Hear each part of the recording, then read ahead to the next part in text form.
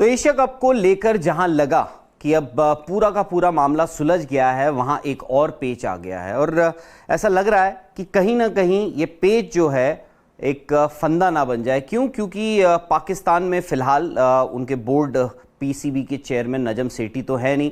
अब पाकिस्तान यानी PCB election commissioner जो हैं वो चला रहे हैं बोर्ड को तब तक जबकि उनके नए अध्यक्ष या फिर पीसीबी चेयरमैन नहीं अपॉइंट हो जाते। और लगभग तय है कि जो नए चेयरमैन अपॉइंट होंगे वो ज़ाका अशरफ होंगे, जिन्होंने पहले भी पीसीबी की अगुवाई करी है, पहले भी उनके चेयरमैन रहे हैं।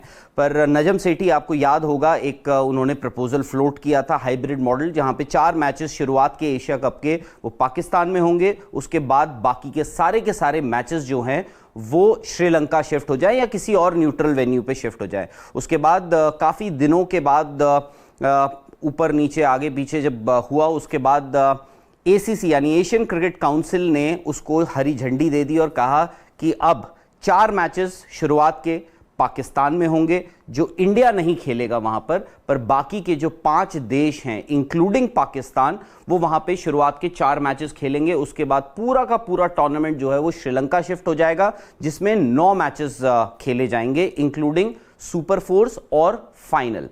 तो ये नजम सेठी की पेशकश थी। उसके बाद एशियन क्रिकेट काउंसिल ने भी इसको हरी झंडी दे दी।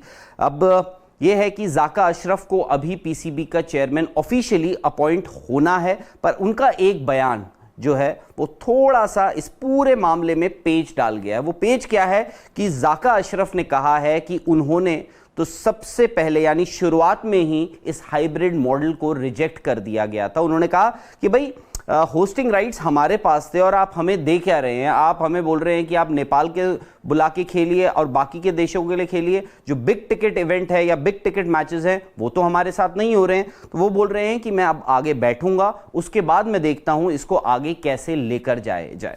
तो ये आपको सुना देते हैं, दिखा देते हैं कि ज़ाका अशरफ का पहला बयान अब जो उनको नॉमिनेट कर दिया गया है बोर्ड ऑफ गवर्नर्स में, उसके बाद उनका पहला बयान क्या आया है।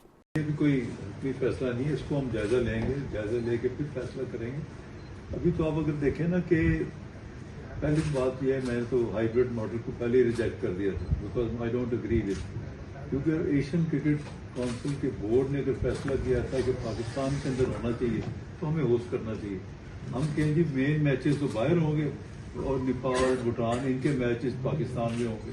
तो ये है ज़ाका अशरफ ने, उन्होंने साफ तौर पे कह दिया है कि वो इस पूरे फॉर्मूले के या फिर इस पूरे हाइब्रिड मॉडल के बहुत ज़्यादा हक में नहीं है। उनको लगता है कि ये जो है एक खाना पूर्ति सी हो रही है। तो अब क्या हो सकता है? देखिए, एशिया कप का स्केड्यूल अभी आया नहीं है, यानी मैचेस कौन से कहां खेले जाएंगे वो अभी आया नहीं है। अब इस पूरे मामले को देखते हैं कि क्योंकि पूरा पीसीबी का जो सेटअप है वो बदलेगा, उनके सिलेक्टर्स बदलेंगे, पीसीबी का जो चेयरमैन है वो बदलेगा, उसके बाद बहुत सारे बदलाव और भी आएंगे। और कहा जा रहा है कि आमिर सोहेल एक बहुत ही इंपॉर्टेंट रोल इस पूरे सेटअप में निभा सकते हैं, क्योंकि हो सकता है कि आमिर सोहेल यानी पूर्व पाकिस्तान क्रिकेट कैप्टन जो हैं वो हो सकता है सीईओ अपॉइंट हो जाएं। तो उनका भी एक बहुत इंपॉर्टेंट वोट हो सकता है, उनकी राय बहुत इंपॉर्टेंट हो सकती है।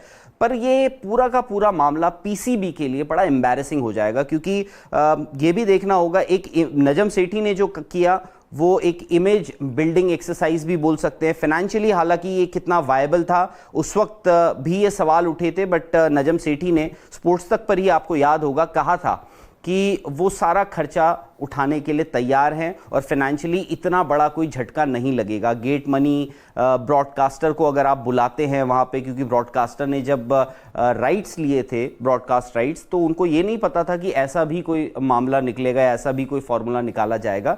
तो पीसीबी ने कहा उस वक्त, नजम सेठी ने कहा कि मैं यानी पीसीबी ये पूरा खर्चा उठाने के लिए तैयार है, हमने पहले भी किया है। पर क्या जो नई रेजीम आएगी, क्या जो नया सेटअप आएगा ज़ाका अशरफ की अगुवाई में, क्या वो इस बात के लिए राज़ी है? ज़ाका अशरफ का जो पहला बयान आया है वो तो ये दिखाता है, ये बताता है कि वो तो बहुत ज़्यादा इस फॉर्मूले के हक में नहीं है। तो क्या अब कुछ और बदलाव हो सकते हैं?